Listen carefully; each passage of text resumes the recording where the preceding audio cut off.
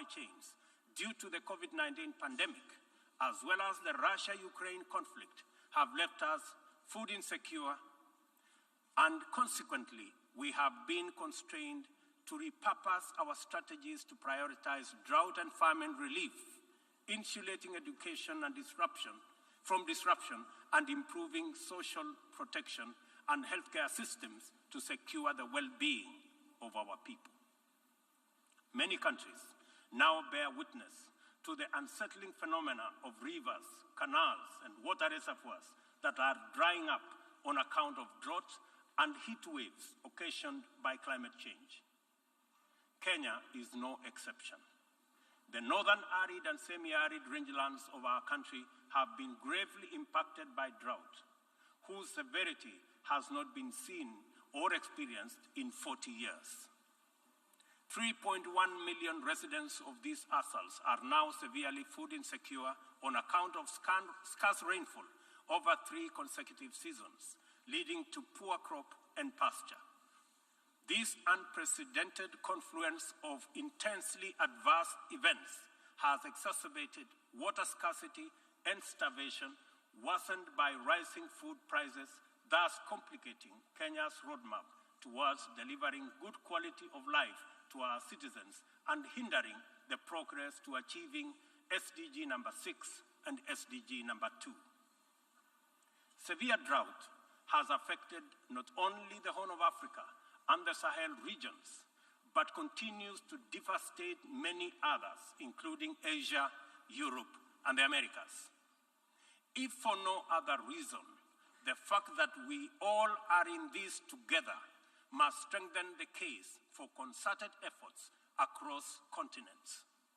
With this in mind, I call on member states and all relevant stakeholders to demonstrate strong political will and showcase effective cooperation by supporting the most affected countries financially, as well as through sharing land restoration and climate change adaptation technologies. It is through collaboration to expand inclusion that we can attain a new paradigm in multilateralism.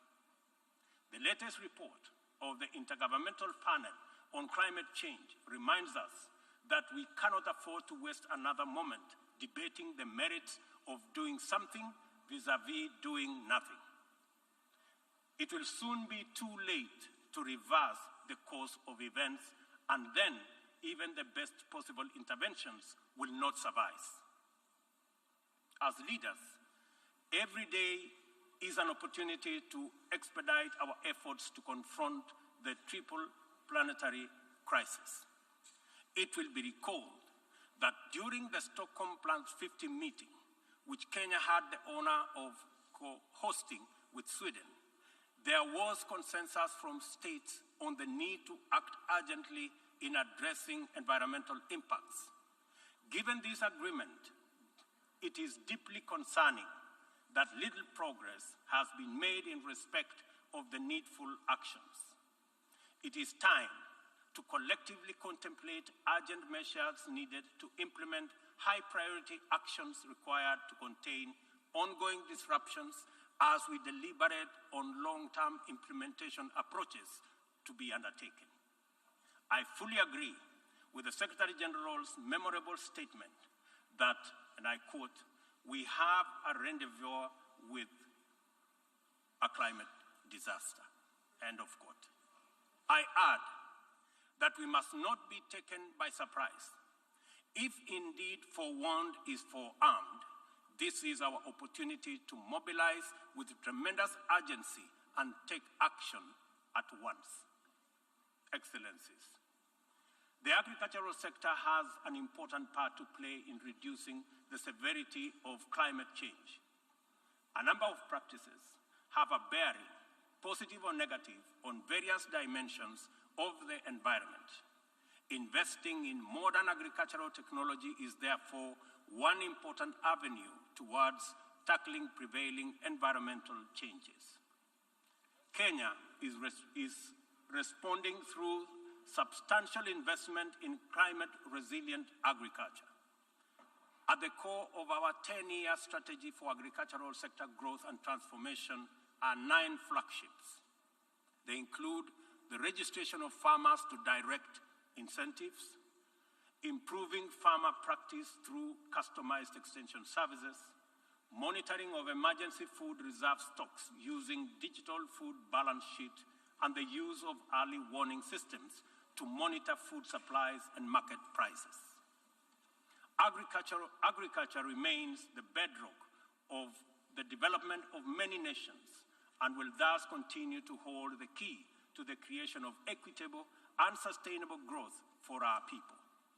No country, large or small, has ever attained significant growth without modernizing its agricultural sector.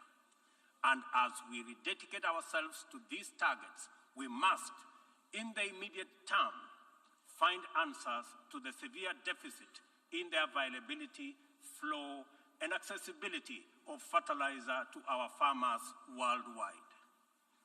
I couldn't agree more with Secretary General Guterres on his warning right here yesterday that, and I quote, "Without action now, the global fertilizer shortage will quickly move into a global food shortage," end of quote.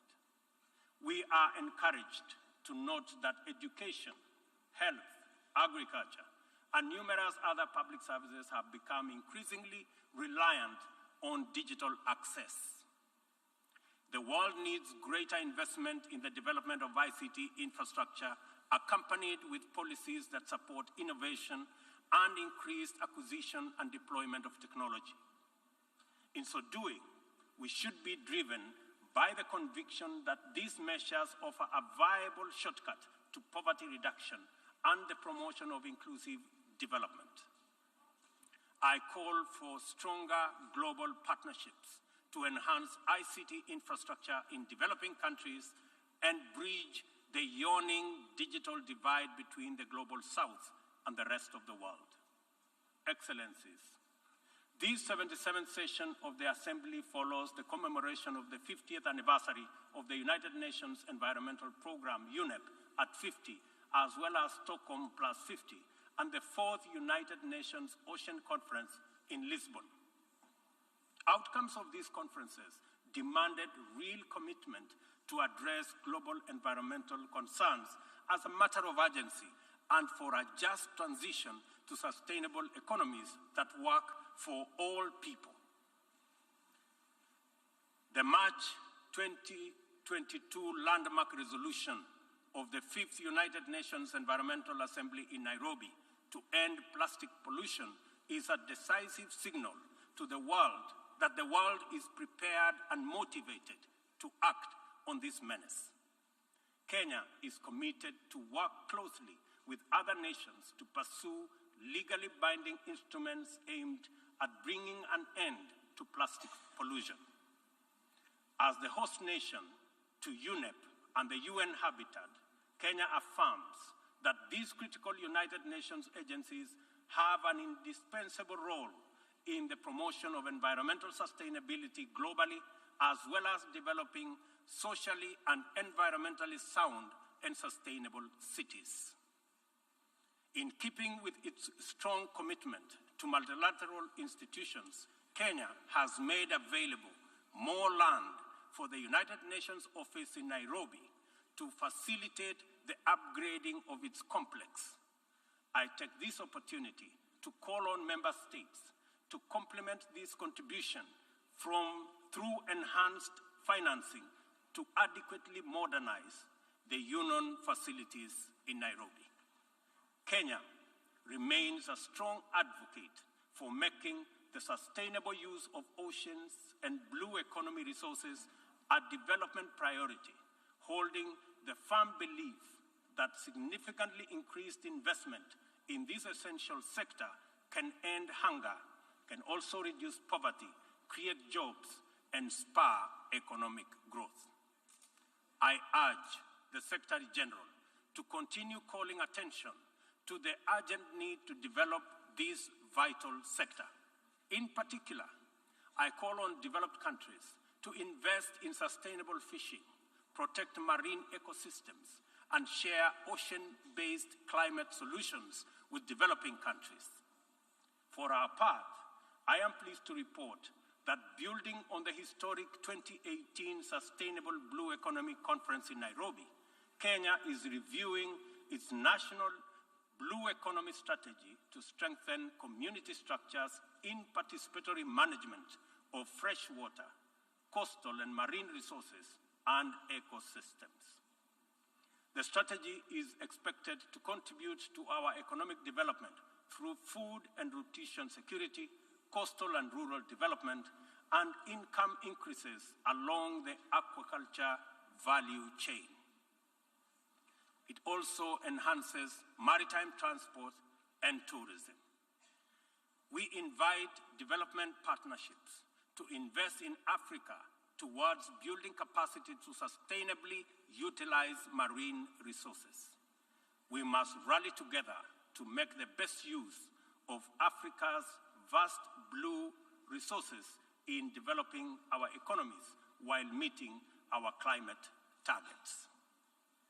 As we look forward to the 27th Conference of Parties to the United Nations Framework Convention on Climate Change, COP27, scheduled for Sharm el-Sheikh in Egypt, it is logical to expect that member states will shift their attention towards the development and implementation of frameworks for climate change mitigation. Accomplishment of pending actions by member states is essential for the implementation work that lie ahead. I therefore call upon all of us to urgently deliver on all commitments made towards climate change financing. On this matter, it is critical to emphasize that we are running out of time. Over the past decade, Kenya has sustained its aggressive pursuit for rapid socio-economic transformation through three principal roadmaps. First is the Kenya National Vision 2030. Second, the formal long-term blueprint aimed at transforming Kenya into a newly industrialized, upper middle-income country, providing high quality of life to its citizens in a clean and secure environment by 2030. The second has been the Africa Union's Agenda 2063, and the third, the Sustainable Development Goals. Kenya looks towards tapping into a variety of resources to catalyze the achievement of these interlocking and mutually reinforcing objectives. The disruption and ensuing crisis due to COVID-19 pandemic compelled us to diversify our focus into new interventions, including economic stimulus program, a COVID-19 economic recovery strategy, and a COVID-19 socio-economic re-engineering recovery strategy, all aimed at mitigating the adverse impacts of the pandemic. I confirm that we have done the best of everything we could in the circumstances. Nevertheless, it is not enough. Kenya and the rest of Africa, like other developing nations, are in need of greater international partnership and cooperation to avert economic crisis in the wake of the pandemic. Developing countries, being heavily burdened by external debt servicing, run the risk of losing development gains due to the shocks inflicted by the pandemic and associated disruptions. I call upon global financial institutions and the international community to take urgent measures and release all existing financial instruments to provide much-needed additional liquidity and secure better fiscal space for developing countries like Kenya to enhance social investment, support climate change adaptation and mitigation, and address security needs and resolve development financing challenges. On behalf of Kenya, therefore, I join other leaders in calling upon the World Bank, the International Monetary Fund, and other multilateral lenders to extend pandemic-related debt relief to the worst-hit countries, especially those affected by the devastating combination of conflict, climate change, and COVID-19. Furthermore, I urge the G20 to extend and expand the scope of the common framework to suspend or reschedule debt repayments by middle-income countries during the pandemic recovery period. At this point, I would like this distinguished assembly to take a moment and consider the peace and security landscape, a landscape currently beset with multiple challenges, yet abounding with considerable opportunities. Our home region of East and Horn of Africa is in particular burdened by significant conflicts and challenges with implications for the region's development.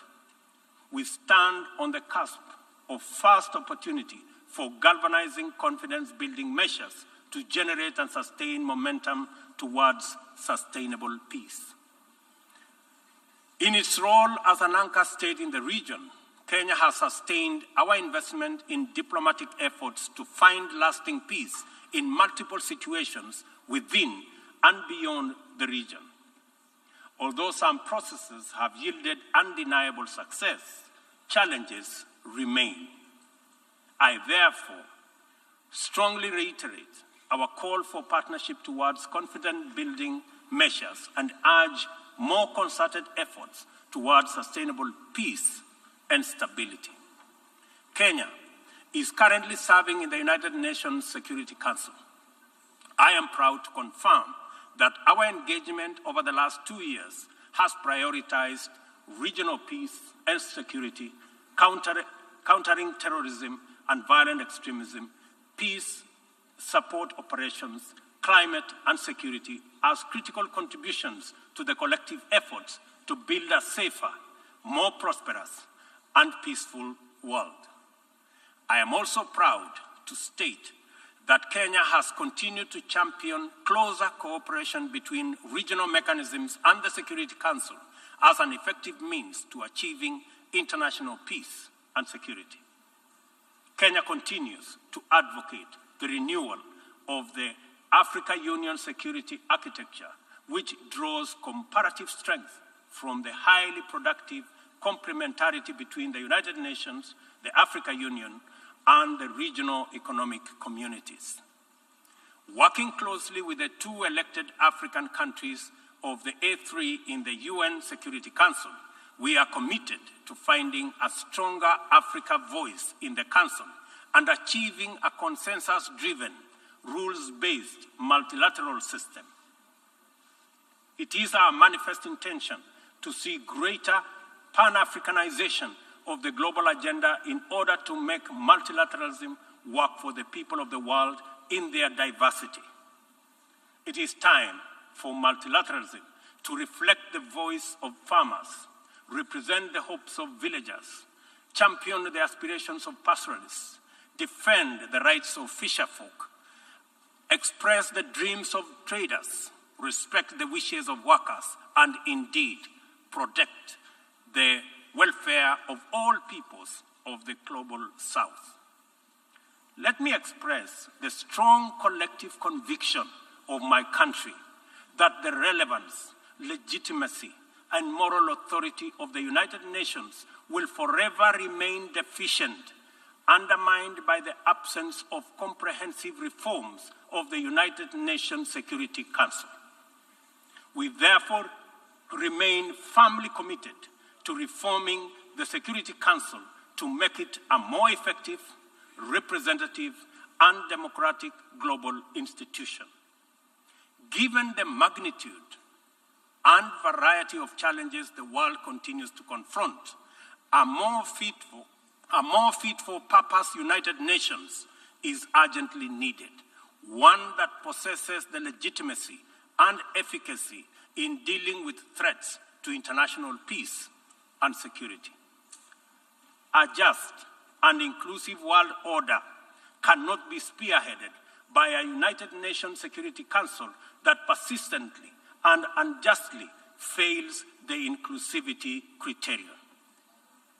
Similarly, threats to democracy will not be credibly resolved by an undemocratic and representative Security Council. It is vitally important for this critical institution to reflect the values it is entrusted to protect, to defend, to uphold on behalf of humankind. We welcome the call by President Biden this morning for the expansion of the membership of the Security Council as a significant step in the right direction, and we look forward to building consensus for the actualization of the same.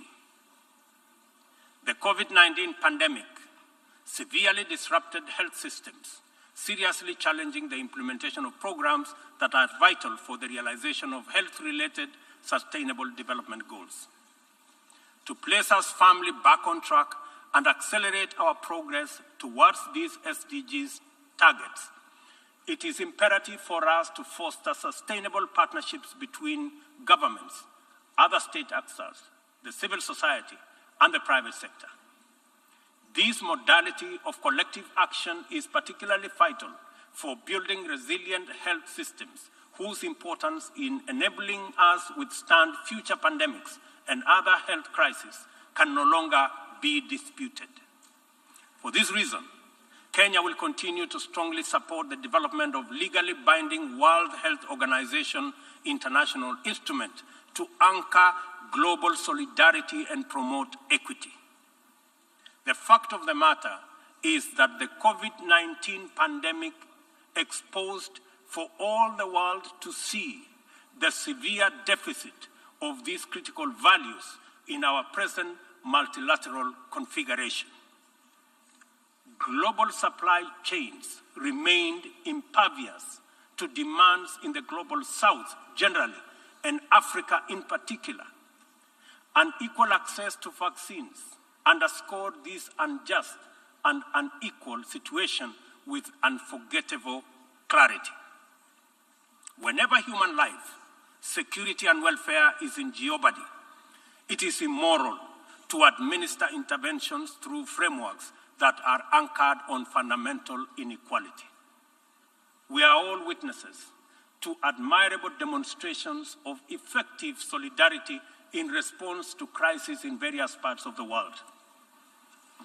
Our knowledge of the possibility of spontaneous yet resolute global solidarity reinforces the African exception as particularly repugnant. From genocides and civil conflict to famine and pandemics, the African continent is consistently left behind to bear the brunt of weak solidarity and disastrous failure of multilateralism. History indicates the last time Africa was the focal point of strong and effective multilateralism and multilateral consensus was during the Berlin Conference of 1884-1885, and the character of the ensuing interventions casts a long shadow to date. Not to put too fine a point to it, the failure of multilateralism during crises which relegate the people of Africa outside the cycle of moral consideration and normalizes humanitarian neglect and other casual injustices are failures of humanity. Nothing about Africa, and I say nothing about Africa or its people makes it acceptable for this type of failure to persist in this era. And we have an urgent moral duty to do better, and to right this wrong. For decades, Africa has borne the brunt of three epidemics: the HIV, tuberculosis, and malaria. I applaud innovative partnerships like the Global Fund for their progress in addressing the three menaces, and also welcome the ambitious targets set for the 7th replenishment cycle. Kenya is committed to supporting the Global Fund and implementing the agreed targets in order to actualize our pledge at the replenishment conference. Kenya calls upon all countries implementing the Global Fund programs, especially fellow African states, to support all countries in implementing the Global Fund programs, especially fellow African states, to support all countries implementing is enhanced, bringing us closer to the final elimination of these dangerous diseases. In conclusion, Kenya joins the Secretary General in calling for the strengthening of multilateralism as the only sustainable path to a peaceful, stable, and prosperous world for all. This is the imperative of our time and the call of this moment. It is time to work on the trust deficit with stronger conviction that none of us is really safe until all of us are safe. The theme of the 77th session, and I quote, "A watershed moment, transformative solutions to interlocking." The theme of the 77th session demands that we recognize the crises we must confront are interlinked in a complicated way. They can only be effectively addressed through more imaginative strategies and innovative formula. A population of 8 billion people in a densely networked world increasingly looks up to the population of 8 billion people anchor for their individual aspirations directly and indirectly through robust national frameworks. Increasingly, therefore, the United Nations system is expected to be responsive to these needs and for the proceedings in this forum, in a forum like this, to speak to ordinary people in far-flung reaches of our incredibly diverse globe. It is impossible to address all their individual needs directly, but it is possible to respond to all of them by speaking with conviction to the universal values of equality, inclusion, justice, solidarity, and collective action, and by making sure that all our interventions effectively reflect them with clarity. The integrity of the international order must be measured by the distance separating our resolutions, consensus, and agreement from decisions, actions, committed interventions, and effective solutions. A watershed moment, therefore, demands that we reduce that gap drastically and quickly. Kenya pursues numerous essential domestic agenda through the multilateral framework. We are heavily invested in the strength, effectiveness, and eventual success of all interventions formulated by the United Nations.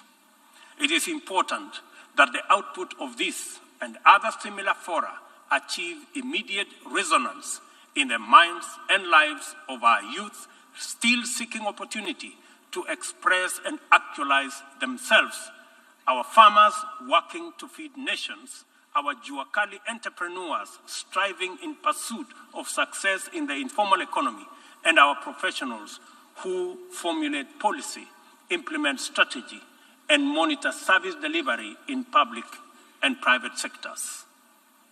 Africa places immense value in the international community and the tremendous possibilities it can unlock through inclusive, sustainable, and effective action to transform the lives of our people and establish lasting peace, security, and shared prosperity.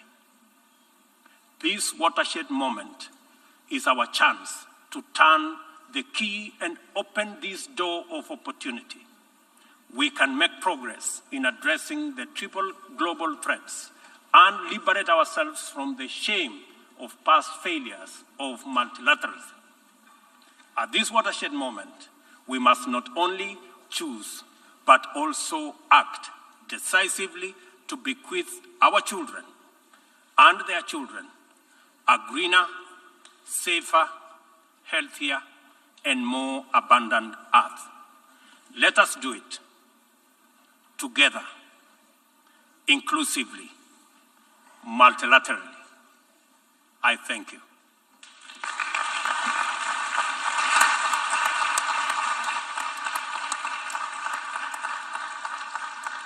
Oh, no. nom de l'Assemblée On générale, behalf of the General je Assembly, tiens à I remercier wish le président de la to République thank du the Kenya et commandant en chef des President forces of the de Republic défense of de la Kenya République and du Commander-in-Chief of the Defense Forces of the Republic of Kenya for his statement, and I request protocol to escort His Excellency. L'Assemblée va maintenant The Assembly will now hear an address